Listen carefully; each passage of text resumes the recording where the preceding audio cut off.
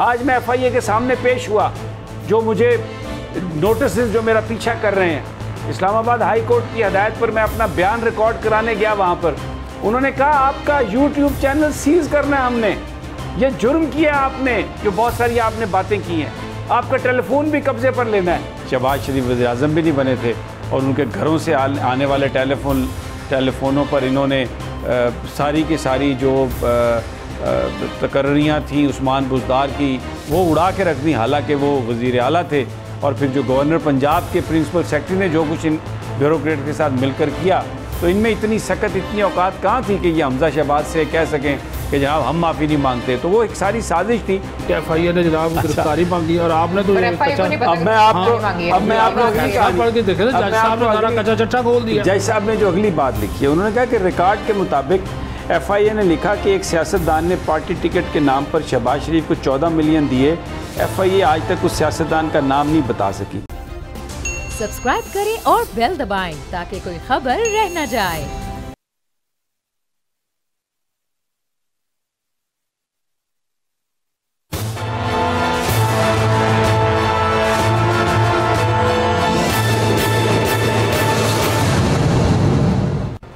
अस्सलाम वालेकुम नाज़रीन, मैं आपका मेज़बान समी इब्राहिम और आप देख रहे हैं प्रोग्राम तजिया। मेरे साथ हैं हमारी को एंकर अलीना इलियास, सदीक साजिद साहब हमारे साथ हैं, हमारे पॉलिटिकल कॉरेस्पॉन्डेंट, और मुइन ज़ुबैर साहब पंजाब असम्बली में हैं, थोड़ी देर में हमें वो ज्वाइन करेंगे। बड़ा अहम वहाँ पर हैपनिंग हो रही है। ख़बरें जो हैं वो एक तो रशिया के एम्बेसडर ने अब तो ऑफिशियली ये बात कर दी है कि अमेरिका शामिल है। इमरान खान साहब को जो हुकूमत से निकाला गया, उनकी जो हुकूमत को गिराया गया, उसमें अमेरिका शामिल है। और एक और ख़बर जो आ रही है वो ये है कि परवेज़ मुशर्रफ साहब, साबिक़ सदर पाकिस्तान, बड़े क्रिटिकली इल हैं, लेकिन अब ज़राए ये बता रहे हैं कि पाकिस्तानी फ़ौज ने ये फ़ैसला किया कि उनको वतन वापस लाया जाए, और इस हवाले से एक एयर एम्बुलेंस तैयार है। और अगर डॉक्टर्स ने इजाज़त दी कि वो 3-4 घंटे की फ़्लाइट में जा सकते हैं, तो परवेज़ मुशर्रफ साहब को पाकिस्तान लाने का बंदोबस्त किया जा रहा है। वो शदीद अलील हैं, अल्लाह ताला उन्हें सेहत दे, लेकिन बहरहाल उनकी एक उम्र है। और बहुत सारी सोशल मीडिया पर पिछले 2-3 दिनों से ट्रेंड भी चले, लेकिन जब वक्त इस तरह का हो जिसे हम ये कहें कि तबीयत बहुत ख़राब है, आखिरी वक्त हो सकता है, तो वो ऐसा वक्त नहीं होता कि आप उसमें उस वक्त डिस्कस करें उनकी जो बैलेंस शीट है कि क्या उन्होंने किया, क्या अच्छा किया, क्या बुरा किया। वो बाद में आपके पास पूरा टाइम होता है कि आप उस पर बात कर सकें। लेकिन उन्होंने अगर कुछ काम ऐसे किए जो मुतनाज़ा होंगे, तो बहुत सारे ऐसे काम किए जो पाकिस्तानियों के लिए जिन्होंने बड़ा रोल प्ले किया। और मैं ज़िक्र करूँगा ख़ास तौर पर ये जो आज सारे TV चैनल्स जिस पर हम इंडिपेंडेंटली बातें कर रहे हैं, मुख्तलिफ बयानियाँ लेके आ रहे हैं, और फिर इन्हीं चैनल्स में इमरान खान का वो बयानिया आया जिसने पूरी पाकिस्तानी कौम को एक कर दिया। कौम एक इकट्ठी हो चुकी है इस बात पर, इस पॉइंट पर कि हम जो इम्पोर्टेड गवर्नमेंट है या जो पाकिस्तान की हकीकी आज़ादी है उसके लिए हम वोट डालेंगे। ये बयानिया जो तरतीब दिया ये इन्हीं चैनल्स पर दिया गया, या जो दूसरे अपोजिशन के लोगों ने जो बयानिए दिए, मुख्तलिफ जमातों ने, तो वो सब इन्हीं इंडिपेंडेंट चैनल्स की वजह से वो मुमकिन हुआ। और ये परवेज़ मुशर्रफ साहब से इस बात का क्रेडिट कोई नहीं ले सकता, ये सब उन्होंने किया। इंडिपेंडेंट चैनल्स को उन्होंने इजाज़त दी। अब उनका इस वक्त उनकी हालत नाजुक है, हो सकता है आखिरी वक्त हो, तो ही डिज़र्व्स कि अगर वो यहाँ पर आना चाहते हैं, उनकी फैमिली उनको लाना चाहती है, तो he should be brought with respect and honour. और उसमें मैंने ख्वाजा आसिफ साहब का भी एक मैं बयान पढ़ रहा था, और इसमें मुझे लगता है कि पूरी कौम इस हवाले से मुत्तफ़िक होगी कि जब कोई शख्सियत दुनिया से जा रही हो तो उस वक्त आप अपने इख्तिलाफ़ात या उनकी ज़िंदगी को डिस्कस नहीं करते, सब दुआ मांगते हैं, और उसके बाद आपके पास बहुत टाइम है कि आप हर तरह का एनालिसिस कर सकते हैं, हर तरह की आप बात कर सकते हैं। सबसे पहले हम पंजाब असम्बली में मुइन 2 मिनट के बाद आएगा, लेकिन चलें इससे पहले हम फिर जो रशियन एम्बेसडर ने जो गुफ्तगू की है हमारे दोस्त शौकत पराचा के इंटरव्यू में, जिसमें उन्होंने सवाल सुनिए और जवाब। जी दिखाइए ज़रा। बात कह रहे हैं कि जो इमरान खान ने रूस का दौरा किया, it was one of the factor, ये एक वजह थी कि इमरान खान साहब की हुकूमत को ख़त्म किया गया। अमरीकी साजिश जो है उसका इससे बड़ा यानी अब रूसी सफ़ीर ऑफिशियली ये बात कर रहे हैं। सदीक साजिद साहब, बातें पहले भी होती रहीं, इमरान खान साहब ने भी बताई, साइफर का भी जिक्र आया, लेकिन ये तो बिल्कुल एक ओपनली रशियन एम्बेसडर ये बात कर रहे हैं और बड़ी रिस्पॉन्सिबल शख्सियत हैं ये। बहुत शुक्रिया समीर साहब। बिल्कुल जो रूसी सफ़ीर ने बात की है उसमें तो अब ये कोई शक रह ही नहीं गया कि इमरान खान की जो हुकूमत है उसको घर भिजवाने के हवाले से ये वाला फैक्टर, अमेरिकी जो फैक्टर था, ये बिल्कुल काम कर रहा था। जिस अंदाज में भी काम कर रहा था वो चीज़ें सामने आ गई। बल्कि उन्होंने तो ये तक भी कहा कि ये बात हुई थी, ये जो तेल जो लेने के हवाले से उन्होंने कहा गोया कि MOU कोई नहीं हुआ, लेकिन कुछ चीज़ें उन्होंने कहा कि इस हवाले से पसे पर्दा चल रही थी।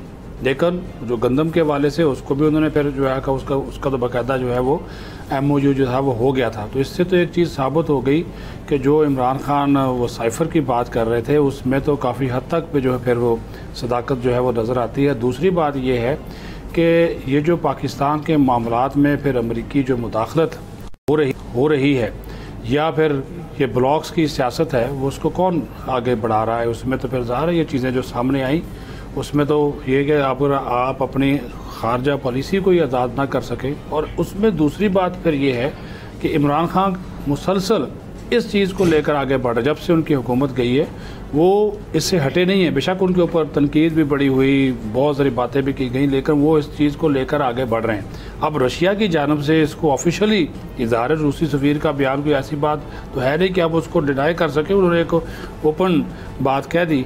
तो इसका मतलब ये है कि जो खान साहब बातें कर रहे थे और जो फिर इम्पोर्टेड हुकूमत का उनका एक नारा था वो तो अब हमें सारी बातें जो है वो एक हकीकत की तरफ नजर आ। अच्छा, फिर अब एक और भी जो मुख्तलिफ हमारे जो इधर हालात हैं उससे आपको ये भी अंदाज़ा होता है कि यहाँ पर अमेरिका को इस तरह की हुकूमत क्यों चाहिए थी जिसमें उनके पपेट बैठे हुए हों, जो दुनिया में इस वक्त जो हो रहा है उस पर कोई सदाए एहतजाज ना बुलंद कर सकें। मैं आपको हमारे पड़ोस इंडिया में जो कुछ हो रहा है, नामूस रिसालत के हवाले से बीजेपी ने क्वास की, उनके कायद ने, और जो हर्जा सराई की उन्होंने, उसके जवाब में मुसलमान सरापा एहतजाज जब वो निकले बाहर। ये जो हुकूमतें मुसल्लत की जाती लिए मुसल्लत की जाती हैं कि इस तरह के जो वाक़यात हो रहे हों, जिस वक्त मुसलमानों को काटा पीटा जा रहा हो, क्योंकि अब अमेरिका ये कहता है कि जो सबसे बड़ा जो ख़तरा है सोवियत यूनियन के बाद उसको वो मुसलमानों से है, वो इस्लामोफोबिया से है, जिसका ज़िक्र इमरान खान ने किया, जिसका ज़िक्र बड़ी बहादरी से इमरान खान ने किया, और इस पादाश में उसको भी हुकूमत से निकाल दिया गया। और जो हुकूमतें अब मुसल्लत की गई हैं वो बिल्कुल उनके लब खामोश हैं। और मैं आपको बता रहा था कि रिपोर्टेडली ये ख़बरें कि हमारे वज़ीर ख़ारजा ये कह रहे हैं अमरीकी वज़ीर ख़ारजा को कि मुस्तकिल रुकनीतशिप जो है भारत की सिक्योरिटी काउंसिल में, जिसमें उसके वीटो का इख्तियार होगा, पाकिस्तान उसके लिए तैयार है। इस जुल्म पर बोलने के लिए कोई तैयार नहीं। कश्मीर पर जो जुल्म हो रहा है उस पर बोलने के लिए कोई तैयार नहीं। शायद यही वजह है कि ऐसी हुकूमतें हम पर मुसल्लत की जाती हैं, ऐसे करप्ट लोगों को हमारे सरों पर बिठा दिया जाता है जो यहाँ की रियलिटीज़ के बग़ैर उन आकाओं की खिदमत के लिए हाजिर हैं, वो काम करते हैं जो उन्हें कहा जाता है। और जैसे मैं पहले कह रहा था कि ये इस वक्त पाकिस्तान में जो एक मूवमेंट है कि पाकिस्तान अपने फ़ैसले ख़ुद करे और ऐसे करप्ट लोगों से उसकी निजात हो जाए जो ख़ानदान यहाँ पर बारियाँ बांट कर हुकूमतें करते रहे हैं। और ये जो सारे मामलात हमारे ख़ित्ते में हमारे इर्द गिर्द हो रहे हैं, कोई उस पर बोलने वाला नहीं। सदीक साजिद साहब, ये जो कुछ हम भारत में इस वक्त देख रहे हैं, पाकिस्तान, आप कोई रिएक्शन आपको कहीं नज़र आया? किसी के चेहरे पे कोई नदामत आई? कभी मरियम औरंगज़ेब को आपने इस बात की पर तनकीद करते हुए सुना? वो सुबह उठती हैं, इमरान खान और उनकी अहलिया और PTI को निशाना बनाती हैं और महंगाई पर डिफेंड करती हैं, अपने कायदीन के झूठे किस्से सुनाकर लोगों को ये बताने की कोशिश करती हैं कि जी ये जो कीमतें वो बढ़ा रहे हैं बड़े बड़े भारी दिल से बढ़ा रहे हैं, लेकिन काश वो अगर अपनी दौलत ले आते बाहर से वापस तो पाकिस्तान के लोगों को तो ये इस तरह दुख ना उठाने पड़ते। सदीक साजिद, बिल्कुल बिल्कुल समी साहब। और दूसरी बात देखें, पाकिस्तान को आलम इस्लाम का जो है वकला कहा जाता है, यहाँ पर हमने एहतजाज किया, जुमे अल दिन निकले, उसके बाद फिर खामोशी इख्तियार कर ली। इसमें तो हुकूमत वक्त को लीड करना चाहिए था। आप हुकूमती सतह पर किसी किस्म का कोई मुजाहरा या एहतजाज इतना बड़ा आपने देखा हुआ ही नहीं, सिवाय ये सेनेट में करारदाद पास हो गई, कौमी असम्बली में करारदाद मजम्मत पास हो गई, थोड़ी सी आज 1 घंटे के लिए बहस हो गई। इस पे तो हज़ारों लाखों घंटों भी बहस हो जाए तो वो भी कम है नमूस रसालत सल्लल्लाहु अलैहि वसल्लम के लिए। और इंडिया में जो कुछ आपने मनाजर दिखाए हैं, सारी दुनिया इसको देख रही है, इंतहाई काबिल मजम्मत है। और जो आपने बिलावल भुट्टो वाली बात की, सलामती कौंसिल वाली, उसमें तो सोशल मीडिया पर सभी सब इससे आगे चीज़ें चल रही हैं कि $5 अरब का पाकिस्तान को मुबैना तौर पर एक पैकेज जो है वो पेशकश किया गया है कि बाकी पाकिस्तान कश्मीर की बात ना उठाए और हमें जो है वो जो सलामती कौंसिल उसकी रुकनीत दिलाने में मदद करे, और इंडिया में जो मुसलमानों के साथ हो रहा है उसके ऊपर बात ना करें तो हम $5 अरब देंगे यहाँ तक। और उसकी तरदीद ऑफिशियली अभी तक ना बिलावल भुट्टो जरदारी ने की है, ना हुकूमत पाकिस्तान ने की है, और ना ही हुकूमत पाकिस्तान की तर्जमान मरियम औरंगज़ेब साहबा ने की है, जो कि सुबह सुबह उठती हैं, एक परंदा पकड़ती हैं और साथ उसमें एक इश्तहार होता है। वो इश्तहार दिखाया जाता है जी आज मोबाइल यूटिलिटी स्टोर वहाँ पे आटा लेके जाएगा, वहाँ पे घी तकसीम करेगा। मिलता तो नहीं है वहाँ पे, वो 1 घंटे में ख़त्म हो जाता है। वो 100 थैला रखा होता है, उसके बाद वो मनपसंद इलाके में जाता है, वहाँ पे जनाब वो तकसीम करके तो वो आ जाता है। नहीं उन्होंने आज तक इसके ऊपर वो पुरजोर इस मामले के ऊपर जो है वो मजम्मत की। आज भी हमने देखा कौमी असम्बली में बजट पर बहस से पहले 1 घंटा इस मामले पर बहस कराई गई। हालांकि बहुत से अरकान इस मामले पर बोलना चाहते थे, लेकिन बजट पर बहस शुरू करा दी गई। अल्लाह ताला के प्यारे महबूब, उनकी शान से ज़्यादा कोई कीमती चीज़, कोई अजीम चीज़ हो ही नहीं सकती। आप बजट तो आप 1 दिन में पास कर लेंगे। राजा रियाज जैसा अपोजिशन लीडर आपको मिला हुआ है, उसने क्या तकरीर, उसका भी आप मंजर देख लें। वो जिस तरह आज बोल रहे थे, लिखी हुई तकरीर भी नहीं पढ़ सक रहे थे, उसको भी अपने पंजाबी स्टाइल का रंग दे रहे थे।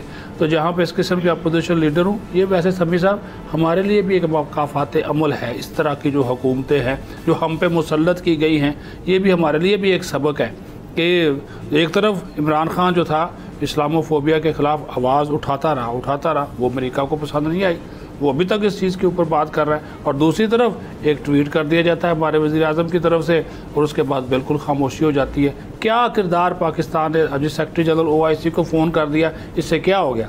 OIC भी खामोश बैठी हुई है। ज़मीर मुर्दा हो चुके हैं समी साहब। तो जब ज़मीर मुर्दा हो, 2 इश्यूज़ हैं दुनिया की नज़रों में खटकते, एक पाकिस्तान का न्यूक्लियर प्रोग्राम और एक मसला कश्मीर। और ये दोनों हुक्मरान जो हैं इस वक्त, जो ख़ानदान हैं, शरीफ ख़ानदान और जो जरदारी साहब की जो पॉलिटिक्स है, अगर हम उस पर नज़र डालें माजी में पिछले 10-15 सालों में उन्होंने जो कुछ किया है, तो आपको नज़र आएगा कि ये दोनों इन अहम मामलात पर मगरिब की ग़ुलामी के लिए तैयार हैं। 2008 में, मैं थोड़ी सी तारीख़ 1 मिनट में 2 मिनट में आपको बताता हूँ। 2008 में अभी जरदारी साहब सदर नहीं बने थे, पीपल्स पार्टी की गवर्नमेंट आ गई थी। उस वक्त IAEA जो इंटरनेशनल इदारा है जिसका काम ये है कि वो सारे जो एटॉमिक मामलात हैं उनको देखती है, वहाँ पर कोशिश कर रहा था कि भारत न्यूक्लियर सप्लायर्स ग्रुप में कर लिया जाए। हालांकि NPT भारत ने साइन नहीं किया था, न्यूक्लियर नॉन प्रोलिफरेशन ट्रीटी। उस वक्त जरदारी साहब के कहने पर पाकिस्तान भारत को अपोज़ कर रहा था, लेकिन हमारे एम्बेसडर को ये हदायत दी गई कि जो भारत की हम मुखालफत कर रहे हैं वो लेटर विड्रॉ कर लें। यूनानी मसली कंसेंसस के साथ फिर भारत को न्यूक्लियर सप्लायर ग्रुप का मेंबर बना लिया गया। NPT पर उनका सिग्नेचर नहीं था, और ये इसलिए हुआ, वो जो कंसेंसस बनी थी इंटरनेशनल, पाकिस्तान भी उसमें शामिल हुआ। जरदारी साहब ने वो मुखालफत ख़त्म की। यहीं पे बात नहीं ख़त्म होती। उसी साल जब वो सदर बन जाते हैं तो सबसे पहले स्टेटमेंट देते हैं कि नो फर्स्ट यूज़ डॉक्ट्राइन पर हम अमल करेंगे। न्यूक्लियर हथियारों के बारे में हमने इस चीज़ को इबहाम में रखा हुआ था, और हम ये तासुर दुनिया को दे रहे थे कि हम हमला कर सकते हैं अगर कश्मीर पर जुल्म हुआ, अगर मुसलमानों पर जुल्म हुआ। लेकिन जरदारी साहब ने सदर बनते ही वो बात की जो वेस्ट सुनना चाहता था, जो अमेरिका सुनना चाहता था, ताकि अपने इक़्तिदार को तवालत दे सकें कि नो फर्स्ट यूज़ डॉक्ट्राइन, कि जी हम पहले न्यूक्लियर हथियार इस्तेमाल नहीं करेंगे। वो स्टेटमेंट उनको वापस लेना पड़ी। फिर उसके बाद मुंबई अटैक होते हैं उसी में चंद महीनों के बाद, तो वज़ीर आज़म यूसुफ रज़ा गिलानी ये ऐलान करते हैं कि ISI चीफ भारत जाएंगे। और वहाँ पर वो सफाइयाँ देंगे। ये तो भला हो जनरल कियानी का कि जिन्होंने उस वक्त ये स्टैंड लिया और ये बताया आके जरदारी साहब को और गिलानी साहब को कि ये आप क्या बातें कर रहे हैं। तो वो चंद घंटों के अंदर वो जो फ़ैसला था वो वापस हुआ। फिर उसके बाद मैं आपको अब कश्मीर जो दूसरा एक अहम मामला है, शर्म शेख में 2009 में कॉन्फ्रेंस में मनमोहन सिंह और यूसुफ रज़ा गिलानी साहब की मीटिंग हुई और जो पहला हमारा जॉइंट कम्युनिके यानी ये पहली दफ़ा हुआ जो मुश्तरका बयान आया उसमें जम्मू कश्मीर का जिक्र नहीं था। ये कहा गया कि तमाम मामलात पर बात करेंगे, हल करेंगे डिस्प्यूट्स को, और ये वजाहत दी गई कि वो तमाम जब हमने जिक्र कर लिया तो उन तमाम में जम्मू कश्मीर शामिल है, यानी उसका लेवल हमने कम कर दिया। और ये मनमोहन सिंह और यूसुफ रज़ा गिलानी पाकिस्तान पीपल्स पार्टी शर्म शेख में। फिर दूसरी दफ़ा ऊफ़ा में 2015 में ऊफ़ा डिक्लेरेशन जब हुआ, जब नवाज शरीफ साहब वज़ीर आज़म थे, तब भी जम्मू कश्मीर का जिक्र नहीं किया गया उसमें। और जनाब शिमला मुआहदा जो ज़ुल्फ़िकार अली भुट्टो ने किया था, हालांकि उसके मुताबिक कश्मीर नेशनल इशू नहीं रहा था, दोनों ममालिक का इशू बन गया था, दोनों मिलकर होना था, लेकिन जम्मू कश्मीर का नाम लेकर उसको मेंशन किया गया था कि ये एक डिस्प्यूट जो है ये दोनों ममालिक मिलकर हल करेंगे।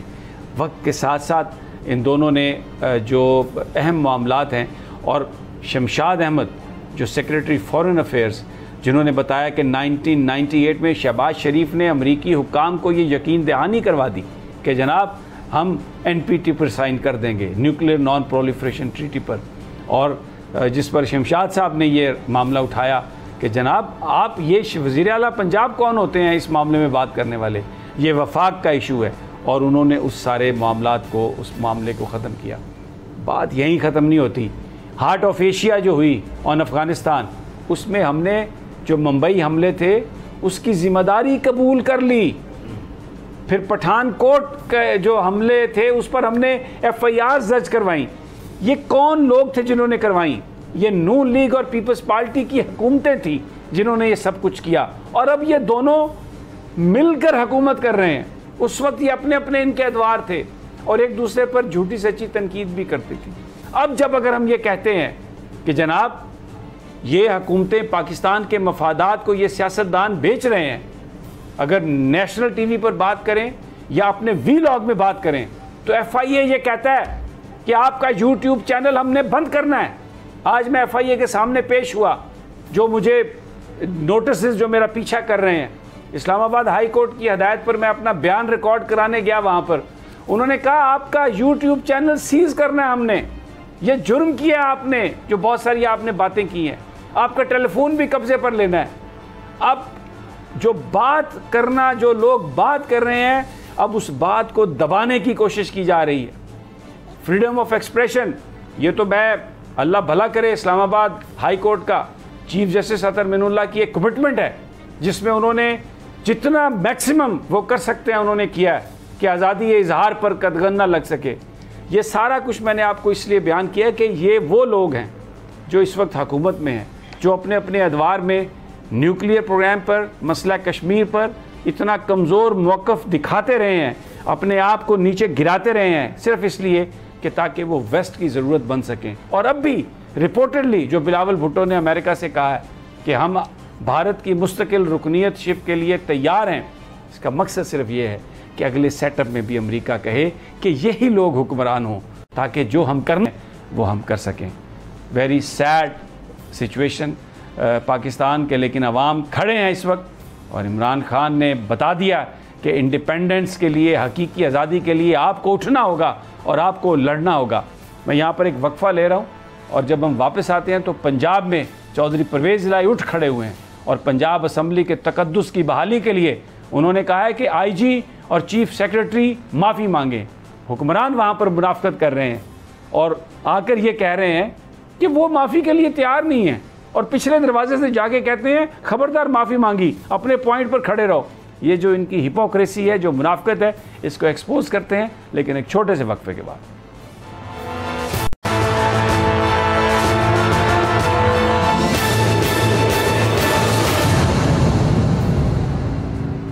वेलकम बैक नाजरीन। हम पाकिस्तान के जो हुक्मरान हैं इस वक्त, जो ख़ानदान, उनकी थोड़ा माजी को हम देखने की कोशिश कर रहे हैं और फिर वजह ये है, ये एनालिसिस कर रहे हैं कि क्या हमारे जो इस वक्त मफादात हैं क्या वो महफूज हाथों में हैं। जनाब सदीक साजिद साहब, जहाँ तक मुझे याद पड़ता है आप तो शर्म शेख में मौजूद थे, तो वहाँ पर क्या हुआ था? जी बिल्कुल, 2009 की ये बात है। तो शर्म शेख का जो विज़िट था उसमें यूसुफ रज़ा गिलानी जब वज़ीर आज़म थे तो उनके दौरे का हम भी हिस्सा थे। आपने बिल्कुल ये सही बात की। उसमें जो जॉइंट डिक्लेरेशन तैयार किए गए थे, एक तो सबसे पहले एक तैयार हुआ, उसके ऊपर इतफाक़ नहीं हुआ, फिर दूसरा हुआ नहीं, उसके ऊपर भी बात बनी, फिर तीसरा हुआ, उसमें उन्होंने लफ्ज़ इस्तेमाल कर दिया क्योंकि वो दहशतगर्दी की बात कर रहे थे, हम कश्मीर की बात कर रहे थे। तो वो फिर उन्होंने जो ऑल डिस्प्यूटेड जो इश्यूज़ हैं वो डाल दिया कि तमाम तस्फिया तलब जो मामलात, लफ्ज़ उसमें कश्मीर इस्तेमाल नहीं किया, टेररिज्म का लफ्ज़ वो शामिल करवाने में तैयार हो गए। सीढ़ियाँ उतर रहे थे। मैंने भारतीय वज़ीर आज़म मनमोहन सिंह से सवाल किया, मैंने कहा जनाब आपने इस इस्लामिया में दहशतगर्दी का लफ्ज़ शामिल किया तो कश्मीर की इशू की आपने क्यों नहीं बात की? तो उनके सिक्योरिटी स्टाफ ने मुझे थोड़ा सा पीछे किया, लेकिन मनमोहन ने कहा अपने प्राइम मिनिस्टर से बात करें। उन्होंने कहा अपने प्राइम मिनिस्टर से बात करें। ये लोग हमारे और हमारे प्राइम मिनिस्टर ने कोई बात नहीं की मीडिया से, वो भी निकल गए, किसी और जगह चले गए और फिर वो वजाहतें देते रहे जो आपने अपने वक्फे से पहले कहा कि जी तमाम तस्फिया तलब मामलात में कश्मीर भी शामिल है, यानी कि उसकी हैसियत आपने सानवी कर दी सर। हालांकि वो नंबर 1 पॉइंट था, जब भी बात होती थी कि कश्मीर पे बात होगी तो हम जो है वो आगे बढ़ेंगे। दूसरा एक सभी सब में जो पॉइंट आपने वो भी शुरू में किया, बतौर पार्लिमानी रिपोर्टर्स एसोसिएशन के प्रेसिडेंट के, देखें ये बात बहुत ही अफसोसनाक और काबिल मज़म्मत है कि आप किसी को भी इजहार राय से रोकें। आपको आइन इजाज़त देता है, आपको कानून इजाज़त देता है, और आतर मिनल्ला साहब का आपने हवाला दिया, उनकी जानब से भी बार बार जितने भी आपके आइन के आर्टिकल है 10 है 25 है, जहाँ तक भी है वो सारे के सारे आपको इजहार राय की जो है वो आज़ादी देते हैं। अब ये कहना कि ये जनाब आपका यूट्यूब चैनल बंद कर दिया जाएगा, आपने जुर्म कर दिया है, सीज कर दिया जाएगा, आप मोबाइल अपना, मैंने उनसे कहा ये तो हरासा करना है, ये तो आप उनके खिलाफ एक हरासगी का केस करें, आप तज्जिया देना, गुफ्तगू करना, इससे तो खौफनाक बातें, बड़ी बड़ी बातें जो और हमारे जो सहाफ़ी दोस्त हैं, जो यूट्यूबर्स बड़े बड़े जो ग्रुपों की शक्ल में काम करते हैं, उन्होंने 2 दिन पहले बातें की हैं, उनके खिलाफ क्या कार्रवाई की? क्या उनको भी इस तरह का कोई नोटिस जारी किया? ये इम्तियाजी, देखिए ये एक मिनट, एक यहाँ पे इम्तियाजी सलूक समी साहब बिल्कुल नहीं होना चाहिए। अब खुद अगर कोई बेचारे सहाफ़ी यूट्यूबर्स को रोज़ी रोटी कमाने लग गए हैं तो खुदा के लिए आप उनके भी जो है वो पीछे पड़ गए। कोई मुल्क दुश्मन नहीं है, किसी तरह के सर्टिफिकेट मत आप बांटें कि ये गद्दार है, ये मुहिब वतन है, इससे नुकसान होगा। लोगों को मिलाना सीखें, लोगों को आप बखेरना सीखेंगे तो बहुत बड़े मसाइल खड़े हो जाएंगे। ये इस तरह की आप जब फिर एक आईनी आप जो भी आप काम करते हैं, जो भी आपकी जिम्मेदारी, हमें भी पता है कि हमारी जिम्मेदारियां क्या हैं, इखलाकी तौर पे भी हमें पता है, कानूनी तौर पे भी पता है। तो समी साहब ने ऐसी कौन सी बात कर दी जिसकी वजह से आप मैंने अपना जो तहरीरी बयान है उसमें भी मैंने यही कहा कि मैंने एनालिसिस किया और तज्जिया किया, जो मेरा काम है और वो मेरी अपनी ओपिनियन है, और वो मुझे आईने पाकिस्तान हक देता है इस बात का कि मैं जो समझता हूँ उसको अपने अल्फाज में बयान करूँ। फिर भी समी साहब PFUJ पूरा प्रेस नहीं, हमारे साथ शहजादा जुल्फ़िकार, जी बिल्कुल PFUJ के सारे हम आपके साथ खड़े, हम आपके साथ खड़े, जुल्फ़िकार मेरे साथ थे PFUJ के प्रेसिडेंट, और उन्होंने बात ये कही कि आज़ादी इजहार के पर कोई कदगन नहीं होगी और किसी तरीके से PFUJ इस पर कंप्रोमाइज़ नहीं करेगी। बड़ा आज ज़बरदस्त। अब उन्होंने कहा जी हम 2-3 दिन के बाद दोबारा आपको बुलाएंगे। शायद वो जो केस ऑफिसर थे हमारे, वो किसी ट्रेनिंग पर गए हुए थे, एक और इन्वेस्टिगेटर था जिसने हमसे बात की, तो वो भी तैयार हैं जाने के लिए। जब भी बुलाएंगे जाएंगे, अदालत का हुक्म है सर आँखों पर, और जो अदालत ने कहा हम वो करेंगे। लेकिन आज़ादी सहाफ़त पर कोई कंप्रोमाइज़ नहीं होगा। अगर कोई समझता है कि वो डरा सकता है, इस ज़बान को खामोश करवा सकता है, तो वो अहमकों की जन्नत में रहता है। पूरा पाकिस्तान इस वक्त खड़ा है और एक इंडिपेंडेंट हकीकी आज़ादी के लिए पाकिस्तानी जदोजहद कर रहे हैं।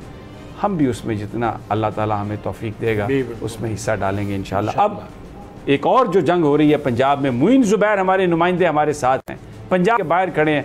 मुइन, मैं सबसे पहले तो मेरी माजरत, आप खासी देर से खड़े हैं, लेकिन हम भी एक बड़े अहम इशू पर बात कर रहे थे। सुना है वहाँ पर तो खबरें ये आ रही हैं कि चौधरी परवेज़ इलाही पंजाब असम्बली के तकद्दुस के लिए उन्होंने एक स्टैंड ले लिया है। क्या सूरत हाल क्या है वहाँ पर? बिल्कुल समी साहब, इस वक्त जो सूरत हाल पंजाब असम्बली की है वो ये कि पंजाब असम्बली का इजलास 6.25 घंटे की ताख़ीर के बाद शुरू किया जा चुका है और एक तवील डेडलॉक हुकूमती और अपोजिशन अरकान के दरमियान आज बरकरार रहा।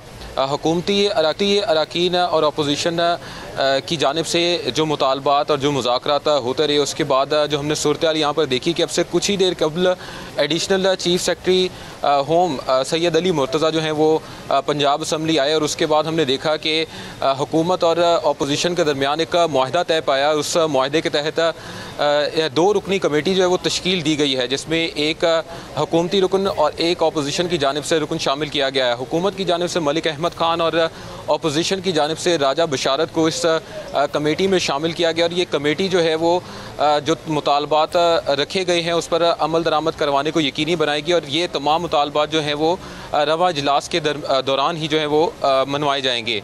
इसके तहत, इस मुआहदे के तहत जो चीफ सेक्रेटरी हैं और IG पंजाब हैं वो अपनी जो वजाहत है वो पेश करेंगे और इस बात का क्रेडिट जो यकीनन हम दे सकते हैं वो पंजाब असम्बली के स्पीकर चौधरी परवेज़ इलाही को, क्योंकि आज भी अगर इजलास शुरू ना होता और डेडलॉक बरकरार रहता तो पंजाब में एक और आइनी बहरान जो है वो उसकी सूरत हाल पैदा होती है और उसकी तमाम तर जिम्मेदारी यकीनन नून लीग पर आयद होती है, क्योंकि नून लीग इस वक्त हुकूमत में है। जो अपोजिशन अरकान अपने मुतालबात पेश कर रहे हैं वो बिल्कुल वैलिड हैं। यकीनन जब एक रुकन सूबाई असम्बली के घर में छापे मारे जाएंगे और उनके खिलाफ FIR दर्ज की जाएंगी तो अरकान असम्बली का ये हक़ है कि वो अपने इस्तेहकाक को जो मजरू किया गया उसके ख़िलाफ़ जो है वो खड़े हों। तो आज इजलास से कबल हमने ये देखा कि एडवाइज़री कमेटी में अपोजिशन की जानिब से काफ़ी ज़्यादा मज़म्मत की गई और खलील ताहिर सिंधु जो है वो। मोइन, मुझे ये बताइए कि आपने कहा कि वजाहत देंगे IG चीफ सेक्रेटरी, और जो असम्बली के एहलकारों के ख़िलाफ़, अफसरान के ख़िलाफ़ जो मुकदमात थे वो भी वापस लिए जाएंगे, उस हवाले से भी कोई मुआहदा हुआ? जी बिल्कुल समी साहब, जैसा कि मैंने आपको बताया कि एडिशनल चीफ सेक्रेटरी होम्स जो हैं वो अब से कुछ ही देर कबल यहाँ ऐवान में आए थे, असम्बली में आए थे और उन्होंने जो तमाम तर इनके जो हुकूमत और अपोजिशन के दरमियान मुज़ाकरात हुए हैं, उनके दरमियान जो मुज़ाकरात हुए हैं उसको देखा है और अब ये बात देखी जाएगी, क्योंकि अपोजिशन और हुकूमत का जो एक फ़र्द इस कमेटी में शामिल किया गया है वो इसीलिए शामिल किया गया है कि इस बात को यकीनी बनाया जाए कि जो भी अपोजिशन के मुतालबात थे और स्पीकर पंजाब असम्बली के मुतालबात थे उनको मुकम्मल तौर पर उस पर अमल दरामद किया जाए। और अगर ऐसा नहीं होता तो यकीनन जो अपोजिशन है उसने भी अपनी स्ट्रेटजी तैयार कर रखी है। तो बुनियादी मुतालबा तो यही था कि जो मुकदमात हैं वो इन मुकदमात को हुकूमत वापस ले, लेकिन मैं आपको जैसे पहले बता रहा था कि खलील ताहिर सिंधु से हमारी असम्बली के बाहर अब से कुछ ही देर कबल इजलास शुरू होने से पहले बात हुई तो उन्होंने कहा कि हुकूमत खुद से ये जो मुकदमात है वो वापस नहीं ले सकती, मुकदमात की तहकीकात हो ले। खलील ताहिर सिंधु के बकौल 2 दिन का हमें टाइम दे दिया जाए, अपोजिशन को कहा जाए कि 2 दिन का हमें वक्त दे दें, उस 2 दिन के दरमियान हम तमाम तर तहकीकात करवा लेते हैं और ये फ़ैसला कर लेते हैं कि इन मुकदमात को वापस लेना है या नहीं। तो इसके बाद हमने देखा कि एडिशनल चीफ सेक्रेटरी होम्स यहाँ पर आते हैं और उसके बाद ये जो इनके दरमियान मुआहदा है वो तय पाता है और तय पाने के बाद ये फैसला होता है कि एक कमेटी तश्कील दे दी जाए जो ठीक है, मैं समझ गया Muin, thank you very much. बुनियादी तौर पर जो सिंधु साहब थे वो डटे हुए थे अपनी बात पे, लेकिन ज़ाहिर है जो इस वक्त प्रेशर डाला और जिस इस्तकामत से चौधरी परवेज़ इलाही खड़े हुए, हमज़ा शहबाज को मैसेज मिल गया, अंदाज़ा हो गया। उन्होंने कोशिश की पहले तो अफसरान के ज़रिए ये कहलवाया कि जनाब हम तो माफ़ी नहीं मांगेंगे, भला ये लोग जो अभी हमज़ा शहबाज वज़ीर आला भी नहीं बने थे, शहबाज शरीफ वज़ीर आज़म भी नहीं बने थे और उनके घरों से आने वाले टेलीफ़ोनों पर इन्होंने सारी की सारी जो तकर्रियाँ थी उस्मान बुज़दार की वो उड़ा के रख दी, हालांकि वो वज़ीर आला थे। और फिर जो गवर्नर पंजाब के प्रिंसिपल सेक्रेटरी ने जो कुछ इन ब्यूरोक्रेट के साथ मिलकर किया, तो इनमें इतनी सख्त, इतनी औकात कहाँ थी कि ये हमज़ा शहबाज से कह सकें कि जनाब हम माफ़ी नहीं मांगते। तो वो एक सारी साजिश थी। लेकिन जब चौधरी परवेज़ इलाही ने पूरा डांग दिखाई, पूरा डंडा दिखाया कि जनाब इधर बजट नहीं होने देंगे, तो फिर उसके बाद अली मुर्तज़ा भी आ गए और वो सारा मामला, अब ये मुकदमात भी वापस हो जाएंगे और ये दोनों अफसरान माफ़ी भी मांगेंगे आके। अदरवाइज़ आइज़ और नोज़ में फिर चौधरी परवेज़ इलाही साहब को तो नोज़ ज़्यादा सुनाई देगा और ये बजट का पास होना कोई इतना आसान काम नहीं। यहाँ पर एक छोटा सा वक्फा, जब वापस आते हैं तो इंटेलेक्चुअल डिसऑनेस्टी क्या होती है, आपको मैं उसकी एक वीडियो दिखाऊंगा एक बहुत बड़े इंटेलेक्चुअल्स की जो कहते हैं कि वो बहुत बड़े इंटेलेक्चुअल हैं, और फैसला आप पे छोड़ूंगा कि बताइए डिसऑनेस्टी क्या, लेकिन एक छोटे से वक्फे के बाद।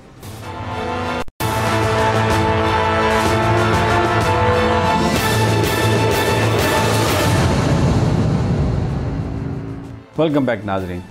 दो मामलात पर अभी इस आखिरी सेगमेंट पे हम बात करेंगे। एक तो आपको एक इंटेलेक्चुअल की गुफ्तगू सुनवाएंगे कि एक वक्त में वो क्या फरमा रहे हैं, दूसरे वक्त में वो क्या फरमा रहे हैं, डिसऑनेस्टी कितनी है गुफ्तगू में, झूठ कितना है गुफ्तगू में। और दूसरी जो अहम खबर है, हमज़ा शहबाज और शहबाज शरीफ साहब की ज़मानत कन्फर्म हो गई, जो अबूरी ज़मानत थी, और उसमें जज साहब ने जो चीज़ें लिखी हैं अपने फ़ैसले में, वो मैं आपको एक दो चीज़ें बताऊँगा जिससे आपको ये अंदाज़ा होगा कि ये जो टोपी ड्रामा किया 4 दिन पहले कि FIA गिरफ़्तारी मांग रही है और उस ऐसे इदारे की साख बनाने की कोशिश की जो एक पपेट से भी नीचे आ चुका है इस हुकूमत के हाथों, तो आप खुद अंदाज़ा कीजिएगा कि कितनी झूठी खबरें और कितने झूठे बयानात दे के किस तरह अवाम के जहनों को मुतासर करने की कोशिश की जा रही है। नजम सेठी साहब, जब इमरान हुकूमत 12,000 रुपये दे रही थी लोगों को, गरीबों को, कोरोना की वजह से और दूसरे मामलात की वजह से, तो नजम सेठी साहब का क्या फरमाना था 12,000 रुपये की इमदाद के हवाले से। आइए ये जो उनके जो वो इस वक्त पल्स ऑफ विजडम जो शावर कर रहे हैं, आइए गैदर करते हैं मिल के।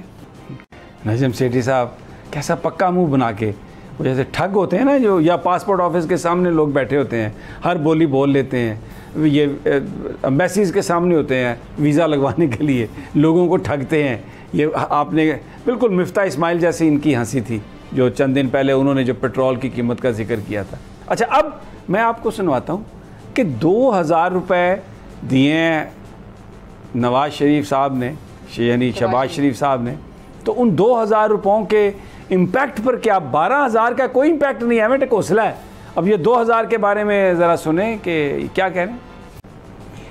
बड़ी हिम्मत चाहिए इस तरह के बात करने के लिए, मुंह पक्का बना के, और बड़ा यानी बंदे को पता है मैं पहले क्या कह चुका हूँ, बहुत ही हिम्मत चाहिए, या पता नहीं कुछ और चाहिए, ये मैं नहीं कहता। अलीना, कुछ आपके थॉट्स हैं ये नजम सेठी साहब का ये जो बयानिया मुख्तलिफ औकात में? देखिए समीर साहब, बेसिकली आप नजम सेठी साहब हो या कोई भी इस वक्त जितने भी बड़े इस वक्त सहाफ़ी हैं, उन्हें सिर्फ मैं इतना कहना चाहूँगी, देखिए जी सोशल मीडिया जो है ना वो इतना अवेयर हो गया है, लोगों को इतनी समझ आती है कि आप कब सच बोल रहे हैं और कब झूठ बोल रहे हैं। और आप जैसा बंदा जिसकी अच्छी खासी उम्र है, जो बुजुर्ग है, और वो अगर इस तरह की स्टेटमेंट्स देता है तो लोगों के लिए तो एक और मीम बन जाएगी। ऑलरेडी इसके ऊपर इतनी मीम्स बन रही हैं, ऊपर से आपकी टीम ने जो इसके बैकग्राउंड पे म्यूजिक लगाया है, ये म्यूजिक तो उनकी मजीद जो मीम्स बनेंगी उनको इन्हांस करेगा। लेकिन मेरे ख्याल में जो आपने बात की इंटेलेक्चुअल बददियानती की, इंटेलेक्चुअल बददियानती है, और आपको पता भी है कि नून लीग की जब भी गवर्नमेंट रही है, किसी न किसी तरीके से नजम सेठी साहब को जो है वो किसी न किसी तरीके से उसे नवाजा गया है। तो मेरे ख्याल में अभी भी कोई ऐसी चीज़ होगी पाइपलाइन में जिसकी वजह से वो ऐसी बातें कर रहे हैं, लेकिन उन्हें होश में रहते हुए बातें करनी चाहिए, ना कि इस तरह के कमेंट्स देने चाहिए। This is all I can say sir. अच्छा जी, अब सदीक साजिद साहब, हमज़ा शहबाज और शहबाज शरीफ साहब की जो अबूरी ज़मानत थी वो कन्फर्म हो गई। जी जी। और ये जो अदालत है, इसने सेंट्रल जज जो हैं एजाज़ हसन अवान साहब, उनका ये फ़ैसला है 22 सफ़ों का, और उसमें उन्होंने ये करार दिया है कि तफ्तीशी अफसर ने पुलिस डायरी में आज तक ये नहीं लिखा कि उन्हें तफ्तीश के लिए मुल्ज़मान की हिरासत दरकार है। अब आप ये देखें, ये इन्होंने 4 दिन पहले कैसा टोपी ड्रामा किया कि वो जी बाजवा साहब कह रहे हैं बिल्कुल FIA को चाहिए, FIA तो गिरफ़्तारी चाहती है हमज़ा शहबाज की और शहबाज शरीफ की। और यहाँ पर आपने स्पेशल जज सेंट्रल ने जो फ़ैसला दिया है, ये मैं आपको वो कोट कर रहा हूँ 22 पेजेस सफ़ात में, कि कहीं पर नहीं लिखा डायरी में उन्होंने कि मुल्ज़मान की हिरासत दरकार है। अब अगर मुल्ज़मान दरकार ही नहीं है, FIA ये मांग ही नहीं रहा, तो जज साहब कैसे उनकी ज़मानत को कैंसिल करेंगे? वो तो उनकी ज़मानत को कंफर्म करेंगे। सदीक साजिद, ज़ाहिर है जी, जब FIA में इतनी बड़ी तब्दीलियाँ होंगी, आप अपना बंदा DG FIA लेकर आएंगे, तफ्तीशकार सारे बदल देंगे, प्रोसिक्यूटर सारे बदल देंगे, चेहरे सारे नए आ जाएंगे, केस को असर नौ देखा जाएगा, तो फिर क्या, फिर उनको ज़ाहिर है उन्होंने क्या, प्राइम मिनिस्टर की वो जुर्रत है एक सरकारी जो मुलाजम है इतनी आज़ादी के साथ वो उनकी गिरफ्तारी की बात करे। लेकिन हैरानगी की बात यही है कि उस दिन सारे मीडिया पे ये चला कि FIA ने जनाब गिरफ्तारी मांगी और आपने तो अब मैं आपको जज साहब ने सारा कच्चा चट्टा खोल दिया। जज साहब ने जो अगली बात लिखी है, उन्होंने कहा कि रिकॉर्ड के मुताबिक FIA ने लिखा कि एक सियासतदान ने पार्टी टिकट के नाम पर शहबाज शरीफ को 14 मिलियन दिए। FIA आज तक उस सियासतदान का नाम नहीं बता सकी। अब देखिए, प्रोसिक्यूशन जो खुद बात कर रही है उस बात का एविडेंस ना देकर जो सारे का सारा मुकदमा है उसको इबहाम का शिकार कर रही है।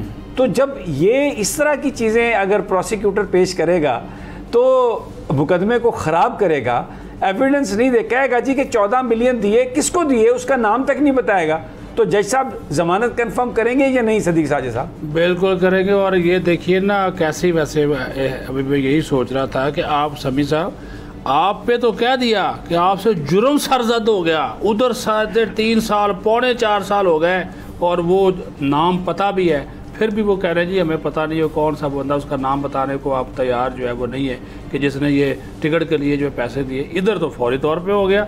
जो काम इनका करने का मसला यही है ना समी साहब, अमीर और गरीब के लिए कानून ही अलग अलग है। और क्योंकि अब इस वक्त वजारत दाखिला भी यानी राना सनाउल्लाह साहब हैं, शहबाज शरीफ साहब वज़ीर आज़म हैं, तो FIA की जो प्रोसिक्यूटर अदालतों में आके जो इस वक्त इस केस को प्लीड कर रहे हैं।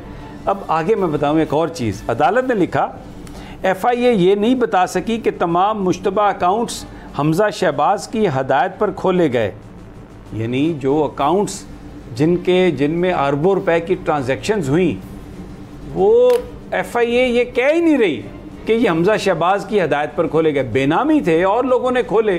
तो प्रोसिक्यूटर ने कहना तो है ना कि जनाब ये सब कुछ हमज़ा शहबाज की हदायत पर हुआ, ये नहीं कहा उन्होंने। FIA ने केस ही प्लीड नहीं किया। तो यही बात तो इमरान खान कहते हैं कि ये जो हुकूमतों में आए हैं, इदारों को जो कंट्रोल कर रहे हैं इस वक्त, तहकीकाती इदारों को, ये सिर्फ़ और सिर्फ अपने केसेस ख़त्म करने के लिए कर रहे हैं, अपनी जान छुड़ाने के लिए कर रहे हैं। पाकिस्तान के अवाम की खिदमत करना मसला नहीं है। ये ज़रा मुझे सदीक साजिद साहब, ये क्या कह रही है FIA? लड़ कैसे रही है मुकदमे को? ये तो सारी वो तो केस ही तब्दील कर दिया है जज साहब के तो जो फैसला है उसके बाद। तो ये जो फिर 4-5 साल से FIA वाले हर मरतबा कहते थे हमें इतने सबूत मिल गए, हमने इतने मुश्तबा ट्रांजैक्शन का पता चला लिया, उसके अकाउंट में इतना पैसा आया, इसके अकाउंट, वो किधर गया फिर? सादिक और अमीन की थी ना, वो किधर गया ना जी? इमरान खान साहब की हुकूमत थे और पटवारी शटवारी कुल्फी वाला और FIA भी उस वक्त गैर जानिबदार थी, अब तो जानिबदार है। ये तो फैसले में जो चीज सामने आ गई उन्होंने कहा जी वो पता ही नहीं है जो FIA है उनके, ये तो क्लीन चिट होगी सर, जमानत के साथ ना जो डॉट्स हैं उनको कनेक्ट कर रहे हैं और अदालत को ये कह रहे हैं कि हमें तो ज़रूरत ही नहीं है, और इनके जो इल्ज़ामात हैं वो उसके बारे में इतने अधूरे शवाहिद दे रहे हैं कि अदालत के पास कोई चारा नहीं था कि इनकी ज़मानत को कंफर्म। अब इस फैसले की बुनियाद के ऊपर अगली जो दरख्वास्त है वो दायर होगी कि दोनों को रिहा किया जाए और जब वो मुकदमा ख़त्म किया जाए, किया जाए, कुछ भी हो सकता है इसी की बुनियाद के ऊपर। ये सारी बातें आवाम के सामने इसलिए हम बताते रहेंगे, ये स्क्रीन आपकी अमानत, और हम जो कुछ भी बात करेंगे हक सच की बात करेंगे, इससे कतई नज़र मुकदमे करें, पकड़ लें, बंद कर दें, जो मर्ज़ी कर लें, हक़ाइक़ आप तक इंशाल्लाह पहुंचाते रहेंगे। अगर एक यूट्यूब चैनल को बंद भी किया तो कोई नहीं, और खोल लेंगे, बात करते रहेंगे, किसी और फोरम पे चले जाएंगे, लेकिन सच बोलना नहीं छोड़ेंगे। इजाज़त दीजिए, अगली वीडियो तक इंशाल्लाह, अगले प्रोग्राम तक इंशाल्लाह फिर मुलाकात होगी। अल्लाह निगहबान।